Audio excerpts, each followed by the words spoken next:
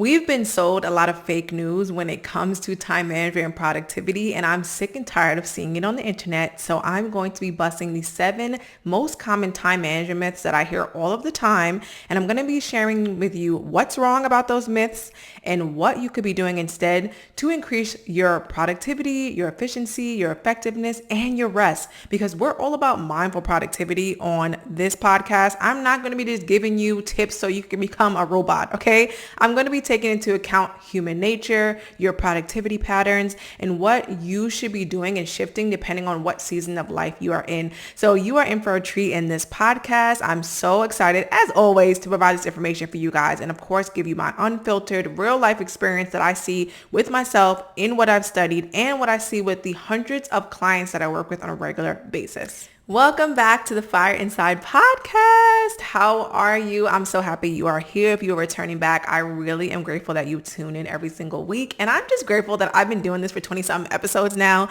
And I'm like almost at the halfway point to my 52 episodes for the year, which is crazy, which reminds me, if you're watching this in real time as it airs, we are halfway through the year. So me looking at how many episodes I've done reminded me that, oh my goodness, we are in June officially. We are in the halfway point of the year, and it is a great time to reflect, to shift things, to think about how you want the rest of the year to look. And I'm going to tie that and weave that into the tips that I give around the myths and what you could be doing instead. But back to the intro. Hi, everyone. I'm Sade Kelly, your time management coach. I'm a wife, a mom, and a lover of all things living a well-balanced life. On this podcast, we cover all things personal development, time management, and the habits and tools and skills you need to build so that you can live a life that is your absolute best. And when I say your best, I mean whatever success looks like for you is what we cover on this podcast. I want you to be able to take the concepts that I teach and apply it to your life. There is no one size fits all when it comes to time management, productivity, personal development. It needs to be weaved and tailored into you and what you want. We have to stop looking at outside forces and start looking within, because a lot of times we have the answers and we need someone like a vessel to pull those answers out of us. And that is what I do actually as a coach, and something I really love, and I think which differentiates me a lot more from a consultant, which is a consultant typically like will just give you advice. But the thing that's great about coaching is like I'm able to ask you questions and bring things out of you. And that is what I hope to do in this podcast. This podcast is your weekly reminder to stop playing small and start living fully. So let's get into today's topic, the 7 myths of time management that are holding you back and what you can do instead. So the first one is probably one of the most infamous myths that you have heard, that I've heard, that we all hear all the time. And is that I have to wake up at 5 a.m. to be productive. You do not need to wake up at 5 a.m. to be productive. Now, I know there's someone listening to this or watching this who's like, I need to wake up at 5 a.m. because I need to be up before XYZ, people in my house, this and that. Before I got to do work, I need to do stuff from 5 to 9 before I start my job, or before I do this and before I have my first call, whatever. There are going to be some people who this applies to. 5 a.m. might be perfect for you. But for majority of people, and a lot of people I work with, they feel this pressure to wake up early. They feel this pressure to wake up at 5 a.m. If you feel pressured because for some reason you think if you just woke up earlier, your day would look a lot different, most of the time that is not true. A lot of times people think if they wake up earlier, they're somehow going to gain hours in the day. That is not true. There is the same 24 hours in everyone's day. Yes, you have the same time as Beyonce. Everyone loves to say that for some reason. Do you have the same resources and context as Beyonce? Probably not. But you do have the same 24 hours. So whether you're utilizing it in the middle of the day, at the end of the day, or in the beginning of the day, it's going to vary. You definitely don't have to just wake up early. You really should be waking up aligned with your energy and your lifestyle and yourself.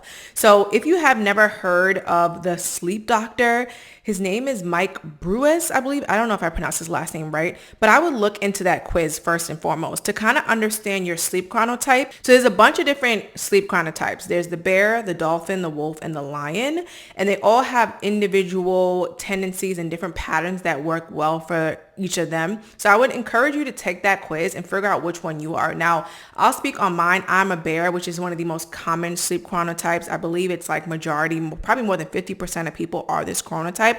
So it makes it really accessible to most people. And this just means that we work really well in the confines of like the 9 to 5 type day. where waking up with the sunrise and going to sleep at at a decent hour around like 10:30, 11 o'clock makes the most sense for us. So waking up at sunrise may mean waking up at like 6:30, 7:30, and then going to sleep sometime between like 10:30, 11, 11:30. That tends to be like a really good set timeline for people who are barochronotype, because we tend to have really good energy like mid-morning, which is what I've noticed with myself. So waking up around that's between 7 to 8. I get a lot of energy between like 10 to like 2, which is when I like to do like my more focused work if I can, depending on like what's going on with my household. And then I know that my energy tends to dwindle in the afternoon, and in the evening it kind of varies, but I like to get on calls because that works best with my clients, and also it kind of works best with me and like my son and my schedule anyway. So you kind of got to know your schedule. Whereas in the middle of the day, I'd rather go to the gym and do something that's going to get my energy back up or take a break from work, whereas some people like to get that done first thing in the morning, and that doesn't really work with me and my chronotype. So it really just depends. And also just overall my productivity patterns, which is essentially just knowing like what you tend to do and what makes you most productive. And you can do a self-analysis and just understand that. So having an understanding of what times make the most sense for you to wake up, what times make the most sense for you to take client calls or do your morning routine, do your night routine, do your daytime routine, do focus work versus do meetings, check emails, like having an understanding of the amount of sleep your body needs and some insights about how you work best is how you should design your day. Do not just design your day to wake up at 5 a.m. because some CEO that you follow does that. That may work for the head of Apple, but it doesn't mean it's going to work for you. And we kind of talked about this in a couple I think it was like 2 episodes ago, where we have to stop looking at others and thinking they're the gold standard and we need to do exactly what they do.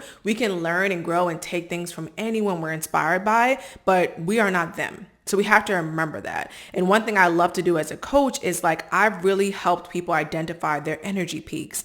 I've helped them identify like when their energy dips so they can have an understanding of, okay, here's the good windows of time where I need to do certain tasks, and here's where I shouldn't be doing these certain things. So for instance, I have a client. She's juggling a 9 to 5 and then she has side businesses. And we realized like her waking up at 5 a.m. just didn't make sense. She wasn't really that energized. She was just kind of exhausted. She liked to stay up a little bit later. And that was just her tendency. And instead of trying to force herself to switch that tendency and force herself to wake up at 5 a.m., we decided, okay, why don't we just work on your side hustle at night for a couple hours? So you come home from work, you take a walk, take a break, eat your dinner, and then you settle down and work on your side hustle for an hour to 2 hours. And she ended up being more productive and more consistent at that time of night than she was early in the morning trying to just fit it in to fit it in. So we have to really think about those things when we're thinking about what time we should be waking up. Myth number 2, I don't have time to plan. This one grinds my gears because if you don't have time to plan, then that means you have time to waste. And what I mean by that is like time management is literally the process of organizing and planning your time around your daily activities and tasks that you want to accomplish. So do not tell me you don't have time to plan. That's telling me you don't have time to organize your tasks. You don't have time to make sure your life is intentional. And that's BS. Like you have the time. If you're responding and doing things and you're just hustling all the time, or you're just kind of going with the flow and letting other people control your life, that tells me you have time to waste. You have time to be chaotic. You're okay with letting life happen to you. Take the reins, empower yourself, take control of your life, and start planning. I had a client, for instance, and I love to really work with my clients, right? We're very collaborative in our process. And she was like, you know what? I don't like doing weekly planning. I don't want to plan just on Sundays, right? And I was like, okay, that's fine. How do you like to plan? She said, I like to plan every single day. It takes me about 45 minutes. And I said, okay, let's test it out, because I love a test. I love an experiment, y'all, because it proves things. Even though I study experiments, sometimes clients have to go through it themselves to really understand it. So one week I said to her, I want you to just plan your week on Sunday. So that's what she did. She planned her week on Sunday, and at the end of the week, we had our meeting, and I said, okay, how long did it take you to plan on Sunday? And she said, it took me about 2 hours. It was her first time planning for the entire week. And I was like, how did that feel? And she was like, it felt pretty long, but I see how it's beneficial because it took her 2 hours to plan on Sunday, and that was her first time doing it. So it got refined, it got quicker over time, especially as we processed and like simplified and created systems for her life. But instead of spending 45 minutes every single day, which is about 5 hours throughout the week, She now saved 3 hours just by planning ahead on one day. So that proves to me and it proved to her that planning actually saves you time because you're more intentional. You know what you're doing. You know what to expect every day, and you go to sleep with a plan and you wake up with a purpose, knowing how to fulfill your day. There's no guesswork. There's less decisions to make, and you have less decision fatigue. Okay. So some things I use to make sure that I'm planning very simply is I love to use Sansama. That is what I use for my daily tasks. I love it. It is the best task management software that I have ever used. I'll leave a link to it in the description because people always ask me about Sansama and why I love it. It's just so easy to sync it up with my email, any other project management softwares, like all of my calendars, everything is synced into one place, and I can drag and drop and move things as I want, add subtasks and tasks, and I can time track in there and track how long my time is taking. I can get a report at the end of the week that shows me where all my time has gone. And I just think it's amazing. Another new tool that I've been playing around with is called Tana, and that's been a cool tool to just capture notes and organize notes. So what it does is, like, I could be on a walk and have ideas and I could voice note into it, and the AI will literally pinpoint out, okay, here's the task you should do based on this. Here's how we can flesh out this brainstorm. Here's how we'll capture this note. Here how we'll organize all your brainstorming sessions. And like, it's been really cool to kind of play around with a note-taking app that's just smarter than like the notes app on our phone, right? And I've been a Notion girl for the longest, but something about Tana is just very seamless. It's very organized. It's very user-friendly and easy to navigate. And that's the one thing that it kind of grinds my gears about Notion, is like, it is so hard. The learning curve is like, it's crazy because it's like really hard to kind of configure, but I've been loving that a lot too. And if you guys want to try that, I'm going to leave a link in the description as well to try out Tana. I think you would like it. It's been really cool to just learn new softwares and learn about new AIs that are just making us more productive and making us be able to organize our thoughts and our opinions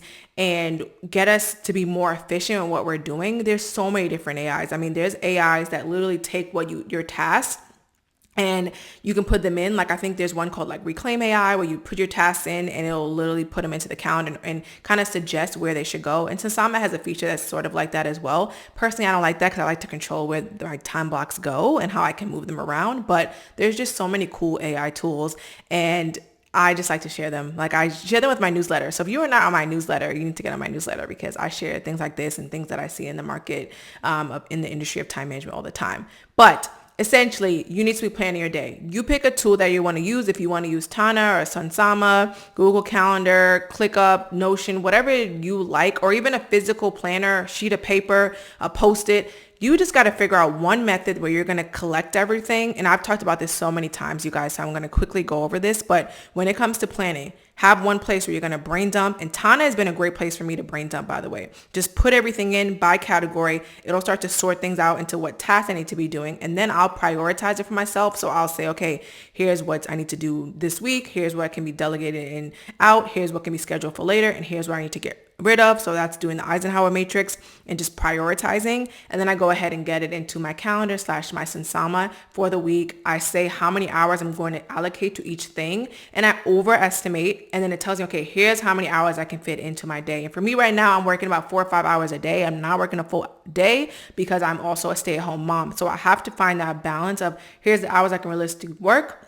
Here's the days I'm realistically working, and here's where I can fit in the different things that I can fit in. So make sure you are planning for your day. It is such a myth that planning holds you back, that it's not worth doing, that you don't know how to do it. You just need practice. You need to learn how to do it correctly, and then you need to just do it over and over again. And then over time, it gets easier and you get more intentional. And if you don't know how to plan, you need help planning, you should be in my newsletter. If you're not in my newsletter, you should definitely book a call with me, book a Time Audit call with me. I would love to walk you through that process for yourself because it will differ, especially if you're in a season like me where you have you're a mom and you have kids now, and this is a big transition, or if you've got a new job and you have more responsibilities, or you just got married and now you're trying to navigate being a wife, or you're trying to get there, you're trying to navigate how to date and find more time for the things you enjoy. Like, whatever life season you're in, we can adjust your time management to fit that season. I mean, I've worked with people who have been in all different types of seasons, from retirement to new job to transitioning, different transitions throughout life. I'm your girl with managing your time. Third myth, people say this all the time as well: I'm just not disciplined. Now, this is the identity that you're taking on. If you say I'm not disciplined, I'm a procrastinator, I'm this, I'm that, blah, blah, blah, You are claiming that to be true for you. So what happens is once you've claimed something to be true for you, your body, your mind, your soul, everything starts acting in accordance to what you say. So the one thing I want you to know is that is total myth. You are disciplined in some place in your life. I promise you'll find one. I can always find a place where someone's disciplined. And you are not a procrastinator. You've just picked up the habit of procrastinating. A lot of times you are doing something habitually and you can break a habit. That is the great thing about habits. We can build and break them. Something we do habitually can always be changed. Because of neuroplasticity, our brain can always learn and grow no matter if you are 89, okay? You can always improve. So it is a total myth. Stop telling yourself these are personality traits, that these are just how you are. No, this is not. Maybe it's a symptom of burnout. Maybe you're avoiding something. Maybe you need maybe you have a lack of support and you need better support. Maybe you need to understand your human design. Like for me, learning that I was a manifesting generator helped me realize that I like to jump around a lot. And you would think, oh my gosh, she likes to jump around a lot. I absolutely do. I have to train myself to focus on one thing at a time. I'm someone who loves to start a bunch of things and then I don't always see everything full out. And I had to realize I have to reel it in. I have to create transitions and priority and time to explore my brainstorming abilities and things I want to do, but it has to be within a certain confine of time to stop me from getting distracted. So these are the types of little tools and tricks that I can pick up on in clients and help them to navigate, whether they have like ADHD or something else going on in their personal life or just personal tendencies or habits that they need to rework. It is a myth that you cannot change because you absolutely can. I've seen clients do it in just 90 days. I mean, I've seen incredible transitions, right? Myth number 4, because I feel like this is getting a little long. So I want to get through these myths and let me know if you guys have any questions as I'm going through this. If you want to talk about anything more, feel free to DM me on Instagram at ShadeKelly_ or write it in the comments. You guys, I love to chat with you guys in the comments. Myth number 4 is I don't want to be rigid. I just want to flow. Oh my goodness. I had a client who said this too. Like it'd be the client saying these things. And I'm just like, yeah, this is why you are here. You can absolutely flow when you're intentional with your time and you have good time management. When it comes to planning for your day, it does not mean that every minute has to be accounted for. Now, there are clients who love that. They're like, I want time blocks down to the very second. And then there are other clients who are like, I just need to get through my responsibilities. I need my work tasks to be on there. I need the things that are important to me to be on there, like my workouts, my self-care, but I don't need to be planned to the T every single day. I want a full day where I don't even have to do my routines. That is fine. We are all about mindful productivity. My goal for my clients is to get the most important things that aren't happening in their life onto their calendar, on their radar, and to make sure they're happening. So when you have a plan and you have structure, you're then able to be more flexible. Let me say that again. When you have a plan and you have structure, you're able to be more flexible. Why? Because you know that you've gotten done what needs to get done. So now you're able to adapt and change and do things as you want because you've already created a foundation for your flow.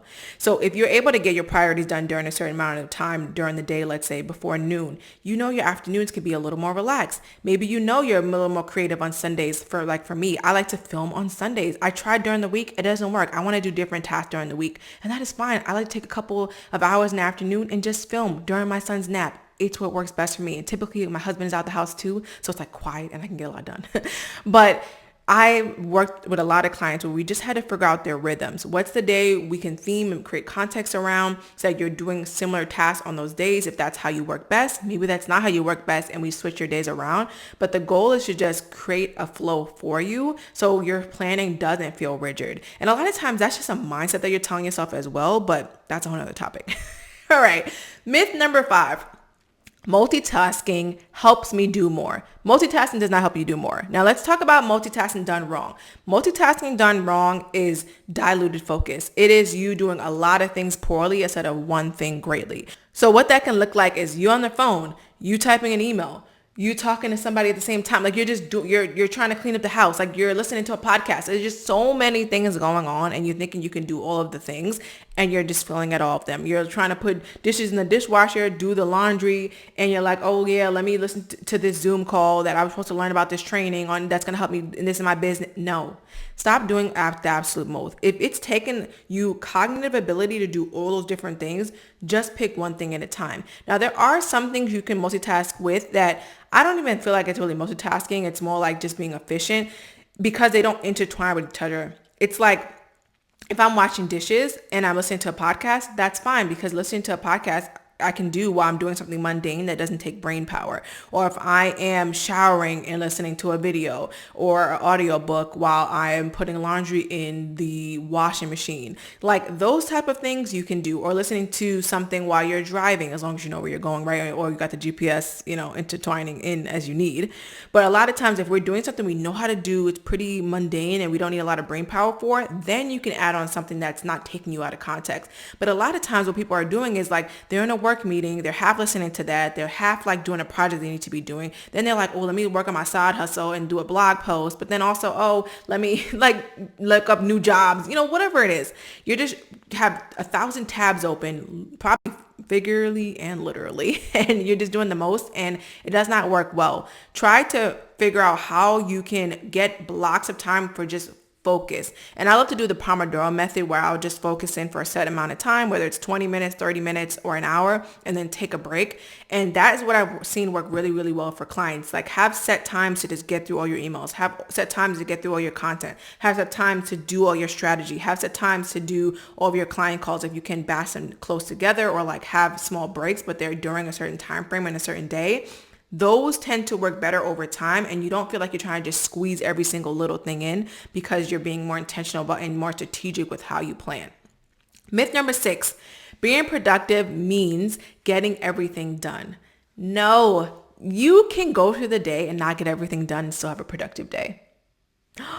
Oh my gosh, that's a big realization for a lot of you guys. Yes. So what I mean by that is productivity is all about purposeful progress, and not just checking everything off to say you checked everything off, but checking the things off that move the needle. And moving the needle is just means that you're doing something that matters, something that is going to be impactful, something that means something to you, something advantageous to you. Okay. A lot of times what we hear about productivity is that I have to check everything off. I have to do everything I said I was going to do. And yes, you should eventually do everything you want to do, everything on your heart. Does it need to happen on Monday? No. Does it need to happen in 1 week? No. Does it need to happen in 1 month? No. Does it need to happen in 1 year? No, it doesn't.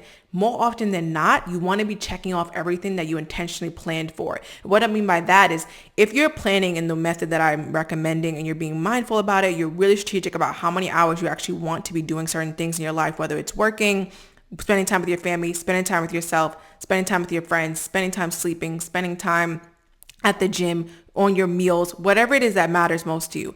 As long as you're intentional about how you want that to look and you're structured about it, and you're mindful of that, and 80% of the time you are able to say, yes, my day flowed, it went how I wanted it to go. I've tweaked it, I've learned myself, and I learned how my day flows, and I know what to do, and I feel good about it, then you're really killing the game. Like I would even go to say 70%, because sometimes it really is going to vary. But if you start dipping below that, and it's seeming like you have more days where you're off and not getting things done than you have when you're getting things done, and you're feeling really energized, and you're able to check things off, and things feel like they're moving, like you're not feeling behind, that is the biggest differentiator. So that is what I mean by being productive means being able to get the things done that matter most to you, that matter most to your life, that are most advantageous. It's not just checking things off to check things off. So I had a client who, she was an amazing business owner. She had like these crazy long lists of things she wanted to get done.